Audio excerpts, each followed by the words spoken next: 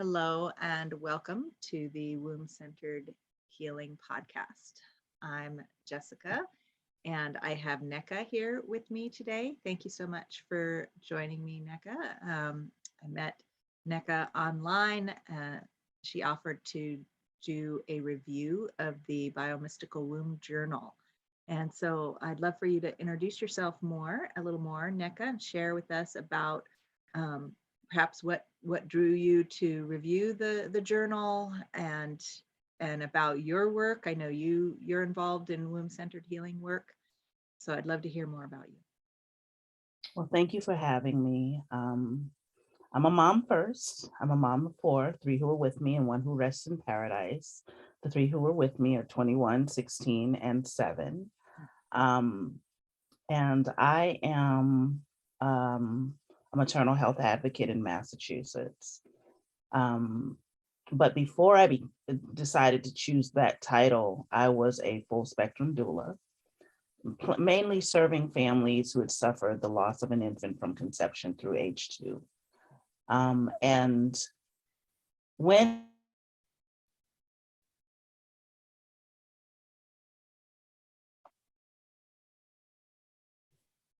so through working with other people for, I'd say 9 to 10 years, I finally realized when I saw the post about the journal that I really needed to do more work around my own womb life. I've done a lot of work. I've cleared out so much generational trauma, generational lines, but there's still something that's there that's creating a blockage for me to move to really step into my personal power. Um, and I believe it surrounds a lot of it surrounds my birth, surrounds my relationship or lack of relationship with my biological mother. Perhaps what she went through while she was pregnant with me, or even before her childhood or what have you. But there's something there that I wanted to dig deeper. And honestly, it came right on time. My grandmother who raised me passed away a year ago. And I didn't take the time to figure out what was going on. And going through the pages, reading the passages, um, I didn't have a choice but to step into whatever, or fall into, slide into, cry into, whatever was meant for me to experience while on that journey. Mm. So as an educator, I teach pregnancy and infant loss advocacy, fertility advocacy, menopause advocacy, and reproductive health and the Black experience. I can honestly say that I will be using this book, referring them to purchase it, to work through. You can't support from a deficit. Mhm. And we look at energy level as a deficit, but we don't look at our own womb stories, because we touch someone else and we can do harm if we're not set with whatever our own personal story is. Thank you for sharing your wisdom about that. I can just really feel the resonance in your approach, and particularly this last bit that you mentioned of, so many of us want to help others, and yet if we're living a life that's influenced by what I call a blueprint of trauma or harm that is so often set in place, um, when we're conceived, or when, how we're conceived can influence how our DNA starts to develop, right? And the environment uh, that our mother is living in. Um, You lost me again. Sorry. okay. I What? was still going. I was just saying that this blueprint, the last bit that you were talking about, is something that I call the blueprint that gets established when we're conceived, as we're being gestated, when we're born, depending on the situation, our mother's emotional state, circumstances, our parents, everyone involved in the process of our development, Mhm. uh, sets blueprints in place that then, you know, despite our best intentions as adults, often wanting to help people with similar Yes. blueprints, because, you know, we're motivated in our healing process. We may have discovered this or that healing modality along the way, but unless we really, you know, we are actively engaged in that blueprint upgrade in an ongoing way, and recognizing that every time a client or a student comes to us for help and it resonates with us, that's another invitation to say, okay, how is their story inspiring me to Right. revisit another aspect of my story? I see so many teachers or therapy, you know, therapeutic practitioners falling into a trap, saying, oh, I've achieved this training, these Mhm. letters behind my name, I've arrived, and therefore, Right. because I'm the teacher or the therapist, then I've got it all worked out, and then ending up, unbeknownst to themselves, even coming out of their blind spot, harmful patterns or energetics then Yes. occurring, when their intention is actually to help their students and clients and patients. And so I'm so glad that you brought that up, because this is one aspect of this journal that I feel really happy about, that practitioners like yourself could use it for your own continued work. Like, you know, you might not necessarily need to do a full intensive program with all the support and the bells and the whistles, because you have your own wisdom and your own practice, but that a journal like this could be just the kind of structure or guidance, or, you know, even flipping through randomly and or going to a specific section because you know a particular topic is up for you right now, you know. So it's really a great tool for folks with a lot of self-efficacy and inner wisdom and connection already established for the womb, with the womb and the womb wisdom. Right. I So, mean, yeah. it's imperative for us as practitioners to continue to do the work, Mhm. because when you peel back a layer, there's always another layer. And without doing the work, we're piling whatever on top, on top, on top.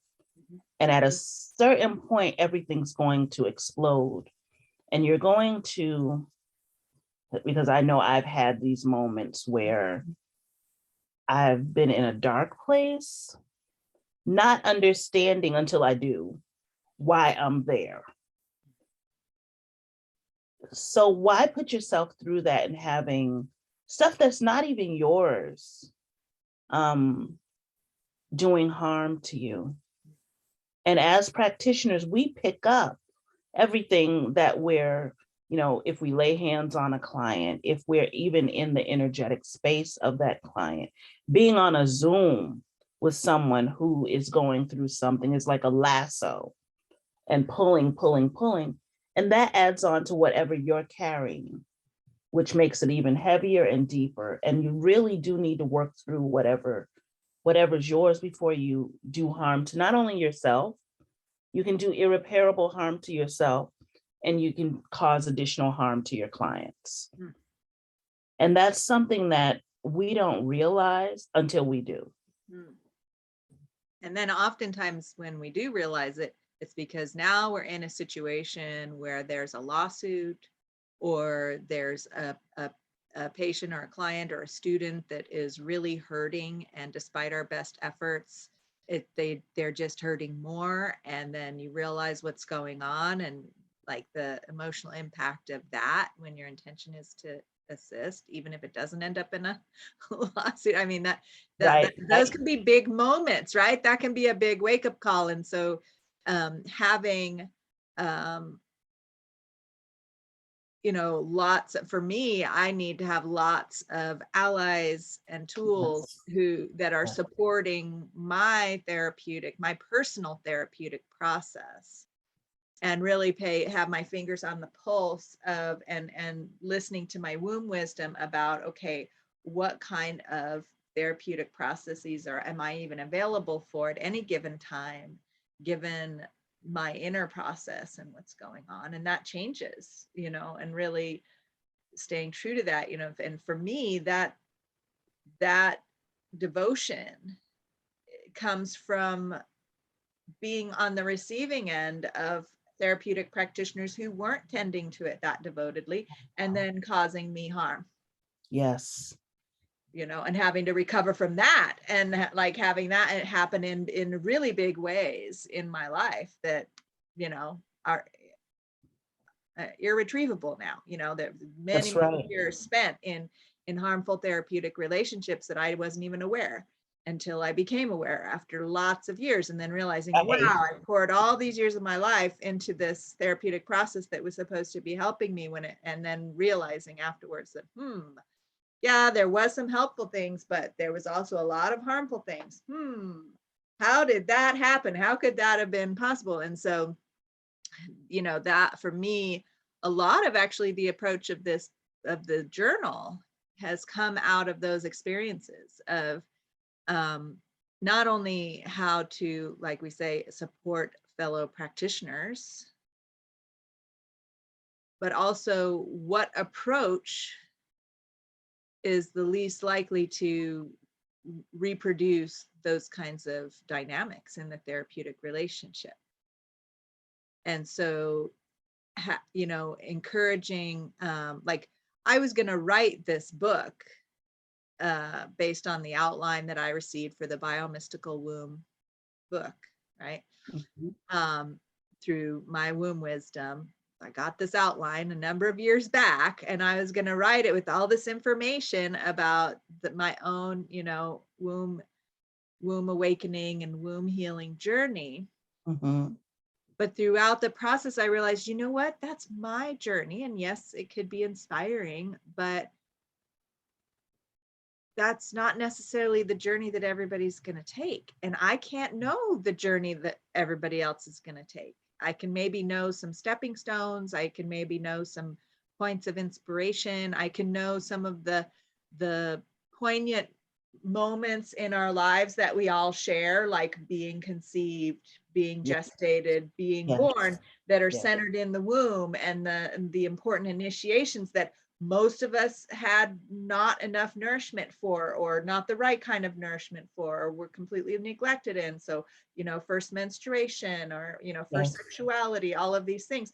I can know like the building blocks, but the journey and the order and what happens for each person, I can't know that. The book was like, even sharing my own journey, it was becoming infinite. I was never going to finish the darn thing if I had to include everything I was supposed to write about it, And so that's why it became a journal.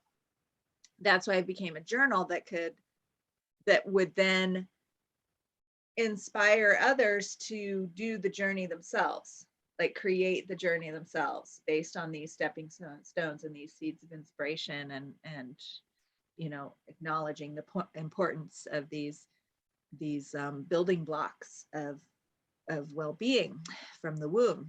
And so I'm curious for you, like, how do you encourage for yourself and also the people that you work with and support that connection with their own inner guidance, their own inner womb wisdom, if you will? Well, I talk to them about their feelings. because we all have that intuition. Mhm. And many times we brush it off. We would rather listen to something that's coming from outside of our bodies than inside of our bodies. And that's a taught behavior. For example, when we go to the doctor with an issue and the doctor tells us we're not having the issue, even though we're standing in front of them, still feeling whatever, we say, okay, I guess it was in my head, and walk away. The same goes for that womb tuition, Mm, womb intuition. mm, Um, you know, for example, to be completely transparent, because of the way that my relationship was fractured between myself and my mom growing up, I told myself the story that I didn't want kids. I found out at 16 or 17 that because of the way that my uterus was tilted, that it would be hard for me to conceive. Now that this was a rumor, I did go on to conceive and nothing, no issues. Got drunk 4 times, got pregnant 4 times.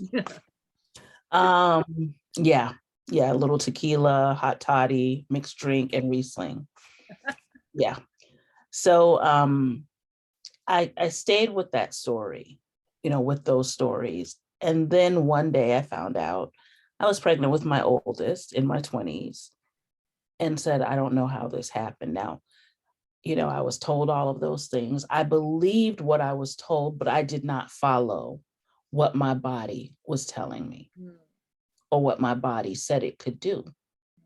Because if you know the reproductive system, if you ovulate, if you don't have blocked fallopian tubes, if sperm meets egg and so on, and the beginning of conception and growing of a baby, you follow those things that you're taught, that this cycle exists. But when other people outside of your body tells you it's not possible, there's no way you're going to believe it. If you have enough people with education, a certain type of education, telling you that it's not possible for this to happen, when it does happen, you're still going to say, oh, it's not possible. Even though you get the ultrasound and see the big-headed baby laying right there waving at you. Even after you have the child, you're going to say, okay, this did not happen because they said I couldn't. mm. You have to trust whatever is innate within you. Mm. We have to do a better job. And I hate to say it, but I love to say it. I raised my children completely opposite of the way that I was raised. Mm.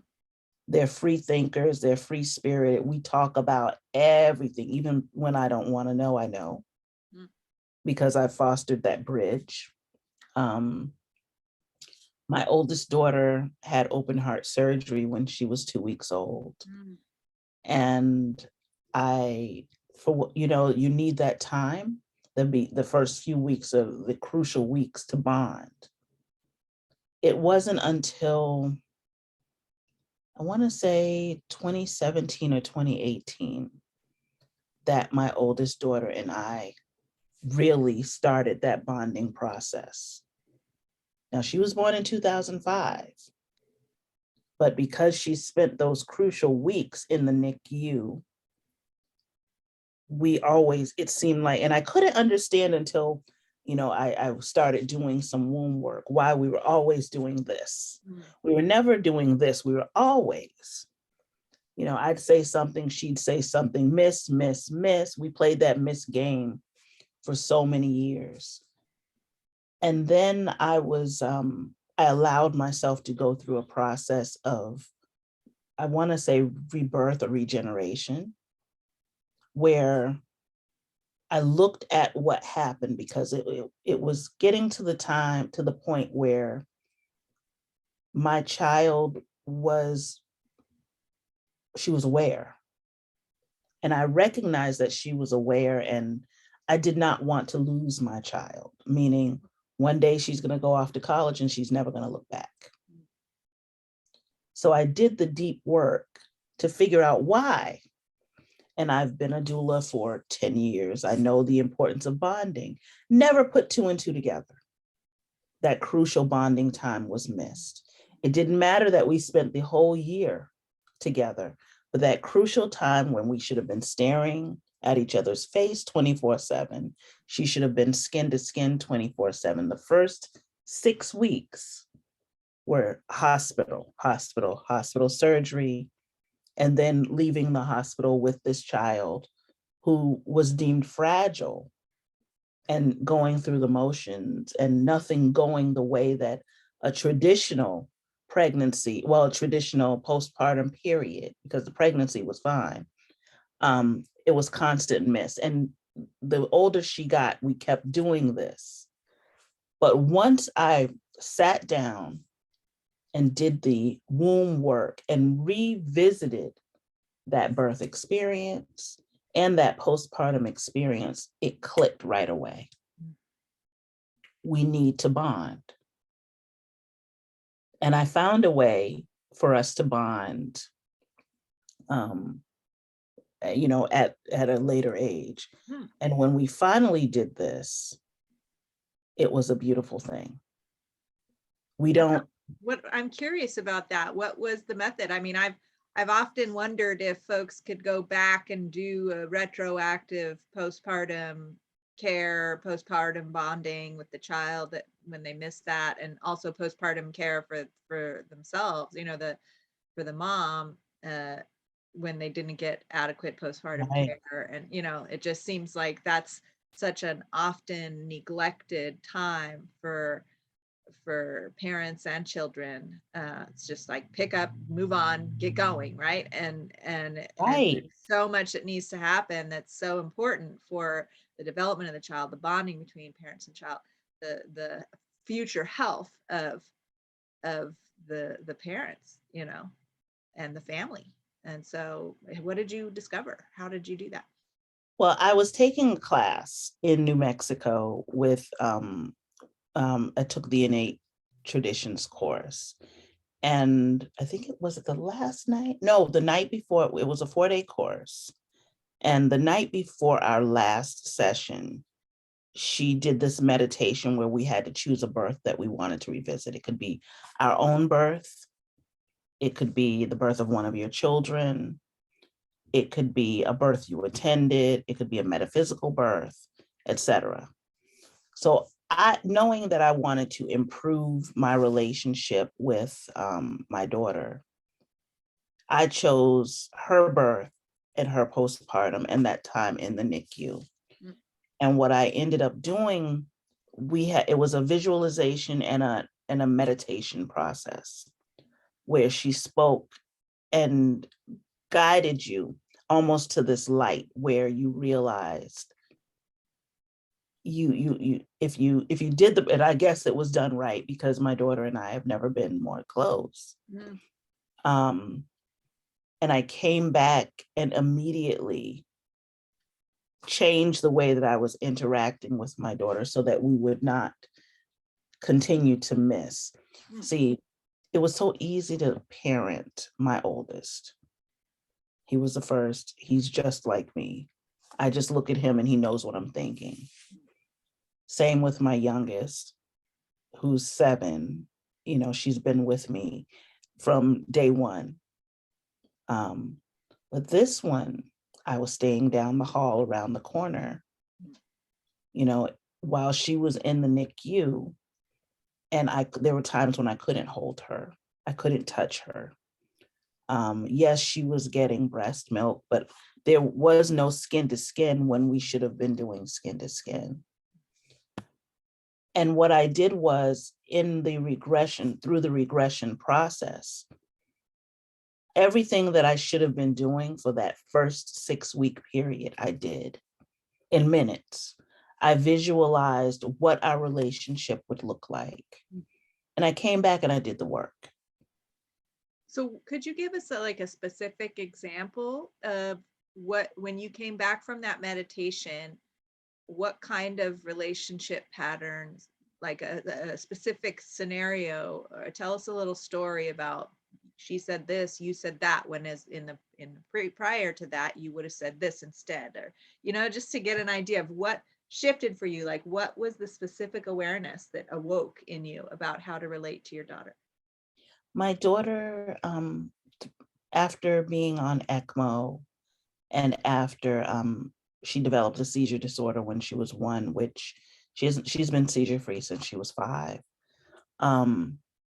She became quirky. And when I say quirky, the best way to describe it is, you know, the stereotypical blonde. And I would say blue and she would say black. And we constantly, as I said, constantly miss each other. Instead of just, you know, just walking away from it, I would dig deeper. Mm. Why did you say blue? What are your wishes with the blue? I allowed her to develop as she was, rather than comparing the relationship that I had with the one that was on my chest, that I could touch for the full first 6 weeks, that I could change, could love on. And then I started loving on her the way that she needed to be loved on, versus loving her as I thought she needed to be loved, or the way that I love my oldest or my youngest. Mm. And once I met her where she was, no one, I mean, I'd been through therapy. I talked about it. No one suggested meeting her where she was. No one suggested listening. You know, that's when I developed the open ears, closed mouth theory, because you can learn so much through observation about a person that you can't learn when you're constantly yapping at them. And I watched her a lot more, and I realized that she is like me, just a little jazzed up. She's, you know, she's more like my grandmother than she was, you know, she's like me. She's the epitome of a girly girl, and I'm a tomboy. I'm a tree climber. I was a tree climber. I was, you know, very much into, I didn't care about getting dirty, et cetera. Whereas my oldest daughter would never, if it's a smudge on it, oh no, I have to get a new one. Forget about washing it, I need a new one. We go certain places, we have to go to, she specifically says, okay, let's go to Walmart. I don't, and get the cheapest clothes they have, because I don't want to wear my clothes in that setting. And that's just my child, and understanding that that's my child.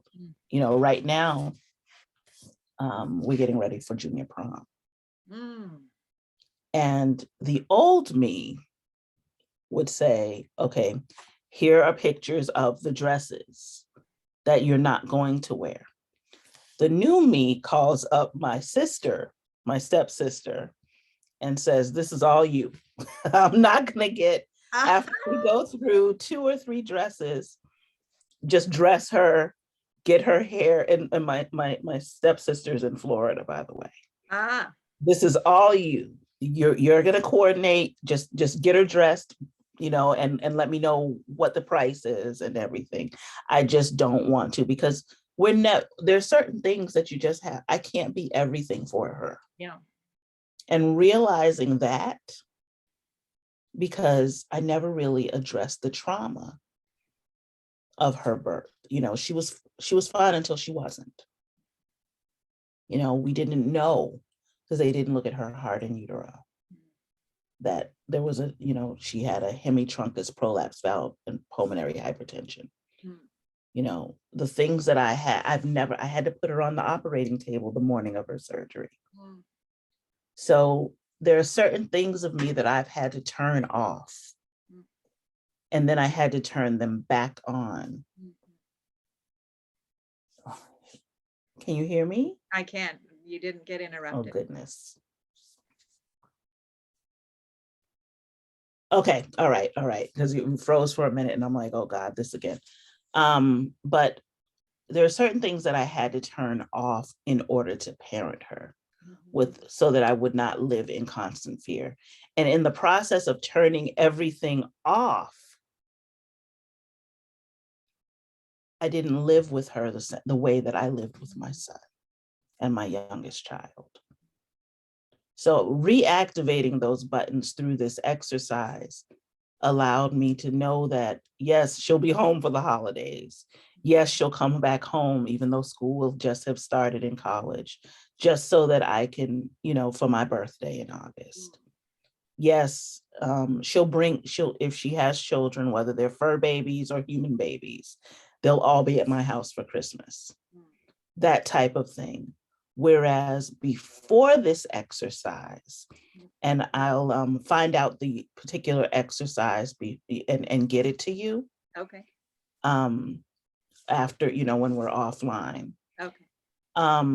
Before this exercise, had I carried on the way that things were going, after she would have left for college, and I probably would get cards from her once a year, which is pretty much the relationship that I have with my mother. And that is not something that I ever would want. When I think about the before, it brings me to tears to realize all of the time that was missed. It was almost as though I was just going through the motions of being her mom because I was afraid of losing her. When she's healthy, none of the things that they said, I detached. Yeah. And it just took me re-engaging and engaging in a different way to heal our relationship. And now she talks to me. Beautiful. She talks to me about any and everything. She's always honest. That's one of the quirks that she has from the brain damage, which, I tell everybody, she's the perfect person. If you're ever wondering how you look and you want a real answer, she'll tell you. Oh yeah. People call her. It's funny. People say to me, can I talk to Simone for a minute? I'm going to send her a picture and I need to know how this looks. Yeah. You'll never go to a red carpet event dressed in a brown paper bag. Right. You should and think it's okay. Oh yeah. Yeah. And it takes a special person to be able to get away with some of the things that she will say. But I am so grateful because it taught me how to parent, not just her, but it realigned. It was almost as though I'd gone to the chiropractor and I had my body realigned. It realigned the way that I parented,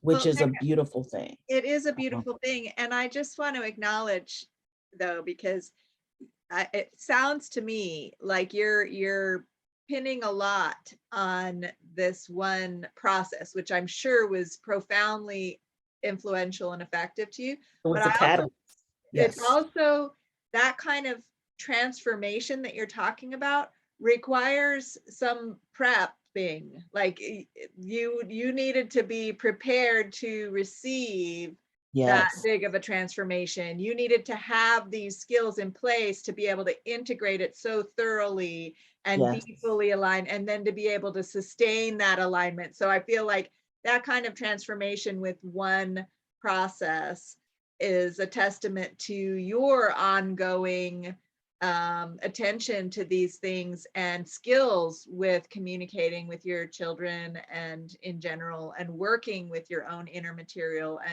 and being able to work through and resolve past trauma. Like it sounds to me like you already had a whole bunch of skills and probably support in place, that going to this one workshop and doing this one meditation then was just the cherry on top of the already baked cake. You know what I'm saying? I get it, but I'm grateful, and I give it all of the credit, because without that push, we would still be doing this, which causes when I tell you the tension,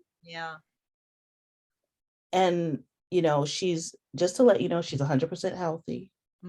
Her cardiologist said that, at her 13-year checkup, that if it looks like this, her heart is completely healthy. Had she not been there from day one, she would not believe that she had all of the issues that she had had. And if it looks the same, she'll be, when she turns 18 at her 18-year checkup, then she will be cleared from cardiology her entire life. Wow. And So that right there is a testament to, even though there were all these tensions that you weren't able yeah, to connect, you were able to advocate for her to get the kind of health care that she needed, because I know those infant heart things can be very challenging all along the course of that child's life. I've met children like that, Mhm. did not have the kind of prognosis that your daughter is having, right? I mean, that's Right. a very Yeah. rare thing. And that, tells me that there are a lot of really good things that were going on for Oh, you yeah. and your daughter, really powerful things that you were supporting her through, her life. And it was just this extra part of your relationship that was a priority for you, that you were putting your whole heart and soul into. I've got to find a way so I don't lose my daughter when she leaves the house, right? Right. You had that Right. on your heart, you had that in your womb, you had that intention in your womb, and your wisdom guided you to just the right ingredient that you needed. Exactly. And thank you. Mhm. You know, I love all of my children, and I love the ones I've given birth to. I love the ones that I haven't given birth to, meaning the ones who somehow found me. Um, and I love the way you put that. Thank you. I never credited myself at all for any of that work. And I never wanted my children and I to have that same relationship, that strained relationship that my mother and I have. Mm. You know, once my grandmother passed away, I realized she was the reason, she was the glue, Mm. the reason we had any kind of relationship. My children have no relationship with my mother, and that's their choice, um, because of the way that she's treated them. Mm. And she blames me, Mm. but they've told her, no, this is how you act when we're around you, and so on and so forth. So I have raised many me's that are their womb, well, my girl's womb space should be much clearer Mm. than mine was. Um, and yes, and I can exhale because of it. Yes. And see, that's the importance of continuing the process and also working this, because certain things in your book, and what I'm going to have to do is pull it up, because it's on my computer, and at another time go through the passages, because there were certain things that I had to share with them. Mm. I start early in my house with my girls. One day I pray that I have a daughter-in-law and I can work with her, because I don't want anything transferring to my grandchildren. Mm. But I start, with my little one. She knows that she needs to keep it clean, clean and clear. That's what we say, keep your womb space clean and clear. And what that means is, there shouldn't be anything on your heart that is so heavy that it impacts your womb. With my older daughter, because of her quirks, she's a marvel. She's a miracle. There are many people, I've met many moms whose children passed away due to what she was born with.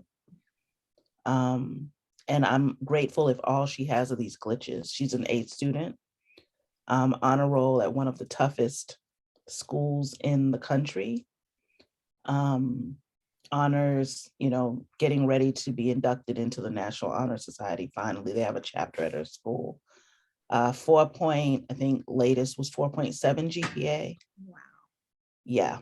And I was told never to expect anything from her. Oh. And I think, yes, I was told she'd need to go to a trade school, not to let her go to advanced work program, not to expect her to get an invitation to the school that her brother graduated from. And she actually entered that school when he was a senior. A lot of nots for her. Don't expect this, don't expect that.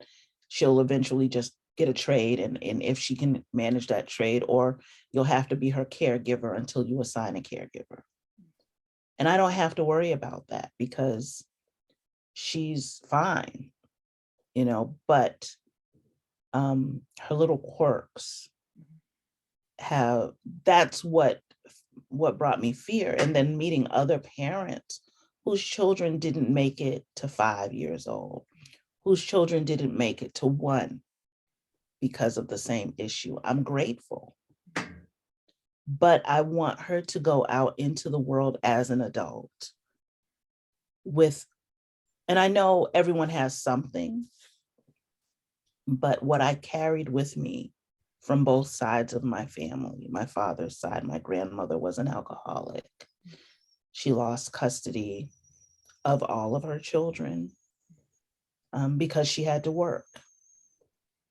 I suspect, based on what I've been told, and it's very little, that she had so much family trauma, womb trauma, that she couldn't, manage without assistance, without a crutch or whatever. So I've been working extremely hard not to carry any of those burdens and not to assign them to my children. And I'm grateful to this book because certain passages I could read aloud to my girls and we'd have discussions. Now, the comical part is the little person pretending she understood what I was talking about, but it was important for her to hear that and to take part in it, because one day she's going to remember that conversation and understand what we were talking about. Right. So it will make more and more sense. It might come back to her one day exactly. at a certain age, and then another day at another age. Oh wait, another layer is understood, as she grows. Yeah. And maybe there'll be more conversation. She'll come back and ask you again, and you'll have another conversation. And I won't remember it by then. No, but I'll be like, wait a minute, I said what now? But it's just amazing to have these opportunities. And this is something that needs to be shared in families. It's not just for me to do the work, it's for me to share with my aunt so she can do the work in her 70s. It's for me to share, like I said, with my girls so they can, whatever I've left for them to do, they can do it. And then the next generation can start off even clearer. That's why we do this work. That's right. That is. Well, I just want to thank you, Nneka, for sharing so much of your wisdom and the beauty that you're living in through motherhood, through sharing your journey with your children, and particularly this daughter who presented you with some challenges in your mothering that you've just really blossomed into, and I'm sure will be an inspiration for many listeners. So I really appreciate you sharing about all that. Now, you still do some of this work that you were talking about before. Oh, yeah. What does your work look like now? Like if someone felt like you were a good person to support them through some of these processes, maybe that you're talking about, can they get in touch with you, and how could definitely. If anyone would love to get in touch with me, I can be reached at Nneka, Nneka, at motherissupreme.org. Okay. So I encourage folks to reach out to Nneka, and listeners also know that if you're interested in learning more about what's going on in the Womb-Centered Healing Temple online space that this podcast emanates from, you can go to wombcenteredhealing.com and see what's up there as well. And if you're interested in getting a hold of your copy, you can get a paperback copy, which is actually quite large. Actually, I want to put it here on the video so you can see it's huge. Oh, wow. Because I put a lot of blank pages in for folks to do their own writing. and I wanted high quality paper. And so it's bigger than all my other textbooks over here on the counter. But it is a wonderful physical presence to have, to be able to put your writings down into it. It's not available everywhere in the world this way. It's the publisher that I have isn't, and it's too expensive to ship in some places. But definitely in the United States and in England. And I think Australia might be another place that it can ship to. Otherwise, if you don't want the paperback but want a electronic version, I also have several options for that. So I'll put the link in the description here about how you can place an order for some version of the journal if you're interested in supporting your womb-centered healing work in that way. So thanks again, Nneka, for joining us on the podcast, and may everyone just feel the wisdom and the blessing of what Nneka has shared with us today. Any last words of wisdom that you'd like to close out with? Lead with love. Lead with love. Thank you. I'm going to receive that to myself. Yes. And all the listeners, really let that sink in. All right. Wonderful. Until next time, that's all for now. Take good care.